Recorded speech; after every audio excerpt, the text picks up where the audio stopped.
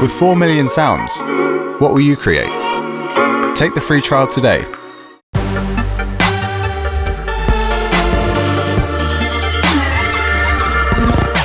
Hello and welcome to another in our Superbooth home edition. Today we're visiting Amsterdam with this is Not Rocket Science, and we're talking to Stein, who's there. Amsterdam, I hear, is very quiet because it's a massive tourist town, isn't it? And of course, there's no tourists at the moment. So, are you getting the streets full of wild animals and things? Yeah. Yeah. Lots of bird noises. Lots of tiny critters walking around. It's lovely to go out at night and just hear nothing for a change. Also, no planes overhead. There's this massively busy airport nearby Schiphol, and there's just nothing flying. So clear skies, bird noises, nothing else. So Stein, what are we looking at? What are you showing us today? We're showing off the second prototype of the Fenix 4. Last year at Superbooth, we were presenting our first prototype. And of course, we were hoping to show off prototype 3 right now, but well, Corona happened. Prototype 2, we upgraded almost everything on the inside and quite a few things on the outside compared to last year. For the people that haven't seen it yet, last year, the Fenix 4 continues on the design history of Synton. Synton was a famous Dutch synthesizer company, end of the 70s, early 80s. And they... sadly, they went out of business in the early 80s, but the design team was so much into synthesizer that they decided out of the ashes of Synton, they made the Fenix 1, 2, and 3 synthesizers. And at some point, our roads crossed, and this Not Rocket Science started helping Synton with their keyboards and on the inside. And we managed to get our hands on the design files for the Fenix 2 and 3. And we really wanted to continue the tradition, so that became the Fenix 4.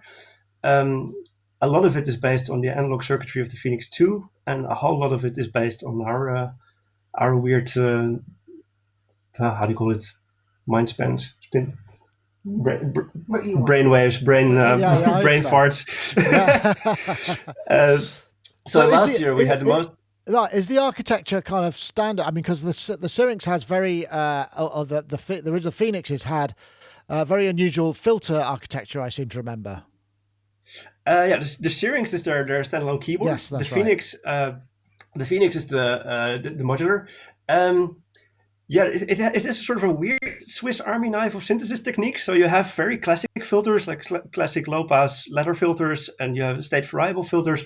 What the Fenix 2 had was a formant filter, a 3-band bandpass that you could use to make some sort of vocal noise with. That's one of the things we are replacing, and it's still under construction. We're going to go all out and make it closer to a singing digital formant filter for that one.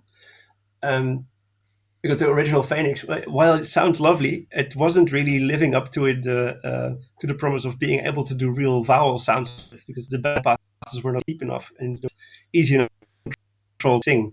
But that's still something that's on our drawing table for the final version. It's going to live inside the digital filter over here, but it's that's definitely something that we're still working on. Most importantly, it's a standalone modular synthesizer, which has all the things you might need for pretty much making music with. So the big advantage over something like Eurorack is that this you can build muscle memory on, because you learn where all the modules are, and you can just grab a knob because you know it's there. And just really build yourself as a musician, because you learn how to play this thing instead of it being always in motion. So we really like that concept, and we wanted to explore how far we could take it. That's pretty much the Fenix 4. Excellent. And so is this making a sound? I mean, where are we in production? Well, as I said, this is prototype number 2, which is very, very close to production. Prototype 3 is sort of crossing T's, dotting the I's. Last year I was demoing all the analog sounds, because those were copied from the Fenix 2 mostly. This year I also have some of the digital stuff going on. I have 2 things patched in right now. One of them is an FM sound, which is always an interesting thing to be doing on something that's traditionally analog. So that's digitally we can do more stable FM. Let's see. So it's almost yeah. So what's the architecture? Like how many oscillators? How many what's the kind of what's the topography? Okay. We have the whole.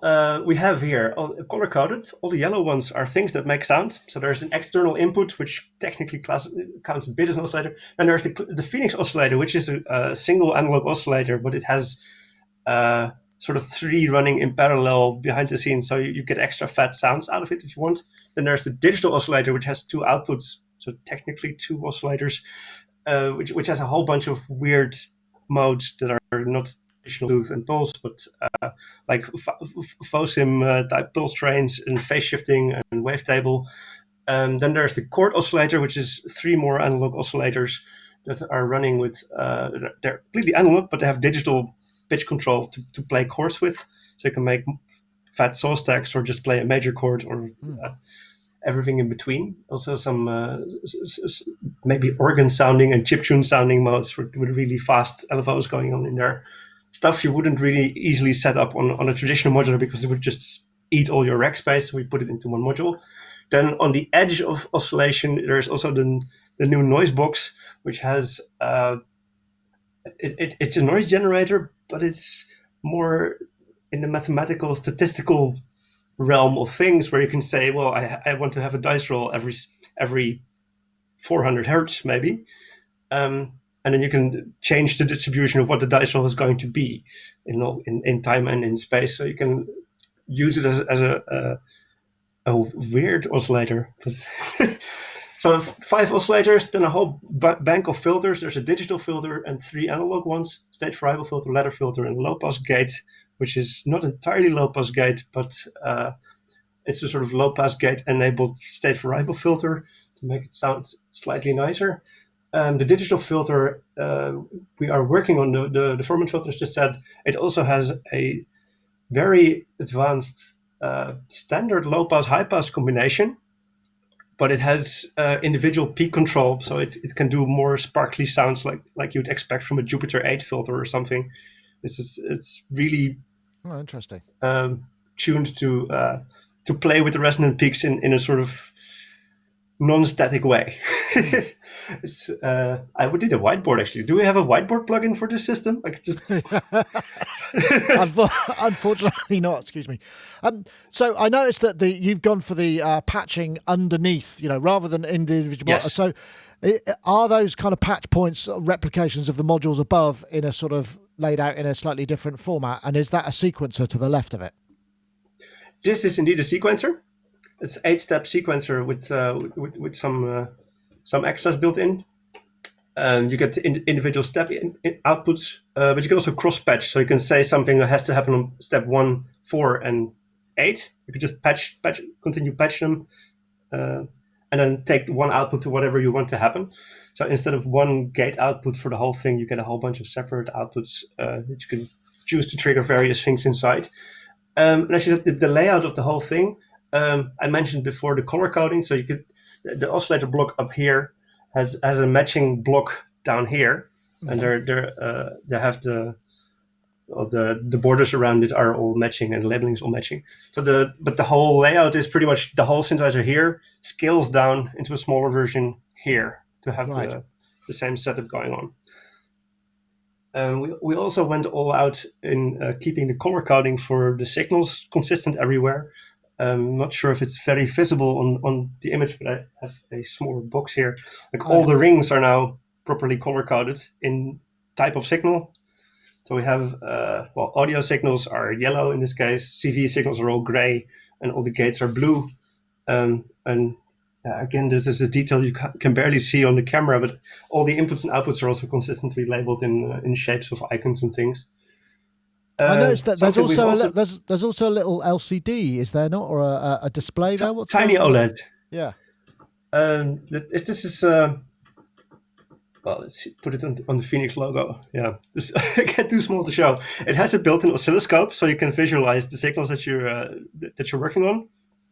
But this is also the configuration screen for the built-in MIDI engine.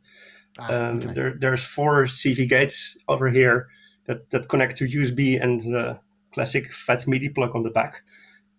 Each channel also has its own arpeggiator, so you can make really nice big polyphonic arpeggiator systems setups with this. And there's a clock module inside, so you can set on the screen. You can set the beats per minute and shuffle and clockless solutions and everything else. Oh, that makes a lot of sense. You said you had 2 patches set up. What's the other sound you said you have?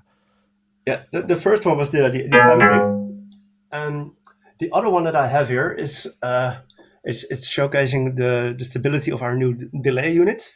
The old Fenix had a bucket Brigade delay, which sounds very nice, but there's a bunch of tricks you just cannot do with it. And one of the tricks you cannot do is with strong type pluck noises. So I've tried to make some.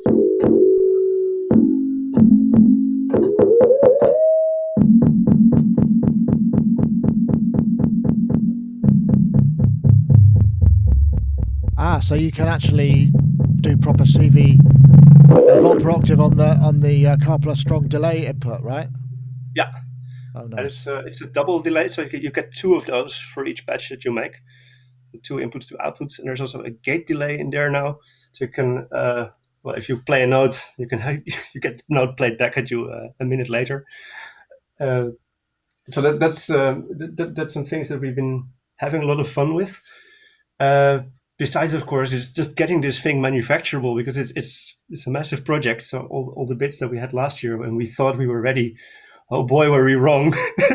Well, it's always the last 15% that's actually the 85%. It's the 85% is 15%. It's you got to flip those around generally when you're making stuff, I think.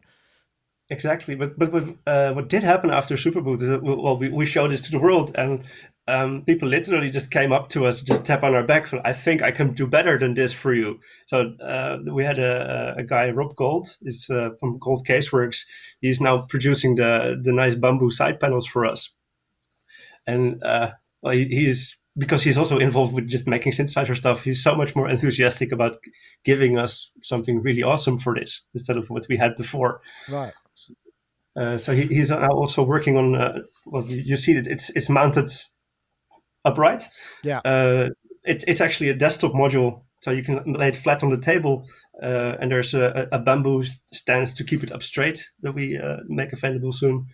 It's also mounted on a standard Visa bracket, so if you have a studio with all your monitor brackets, you can just put it on one of those.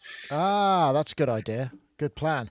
So, I mean, we're getting closer and closer. Do you know what the final kind of price is likely to be? And are there any options so that people would want to choose? Well, the bamboo stand is one of the options. The price that we still hold on to is 5,000, including tax, but excluding shipping. Yeah. Well, yeah, we're ready when we're ready. So there is a waiting list for, or at least an interest list that people can find on thisisnotrocketscience.nl. There's a Fenix page that explains how this will work. We really hope that iteration 3 is really the golden master final. Just pack it up, send it to the factory, and go. Yeah. But yeah, I can imagine. I mean, so it's a premium instrument, isn't it? I mean, so I'm guessing all of the standards. So is it volt octave? Is standard Eurorack type and plus minus 5, 10 volts? That's all that sort of stuff. Yeah. It's completely Eurorack compatible, and we try to adhere to all the standards. Of course, Eurorack it's a standard, but nothing is standard. So we do our best to play nice with everything in the industry. Which is another one of those things that we're now starting, like making sure the USB media is compatible with everything under the sun, which just means. Yeah, all of those final details are going to be that's the stuff. Stein, thank you so much for showing us. That's great. I mean, really look forward to maybe seeing it in person in Berlin next year. Definitely. Also, let's not forget, in these trying times, we also have our nice little Corona thingy. We only made a tiny limited edition run of these. Put it in front of this camera. We've made 20 of these total. 10 of them we gave away to artists and friends to keep us happy during these times. And we still have 4 for sale, I think, if anyone. What are they? What do they do? They drum. They're based on the Befaco Kickle. Befaco kindly provides schematics to their things, and they have a very they have the "Don't Be an Asshole" license. So we tried not to be an asshole, and we extended our design into a double drum. And instead of just kick drums, there's also noise and snare and hi-hat possibilities in this thing, and some cross modulation, so you can have things like drums that interact with each other instead of just play a single note always the same.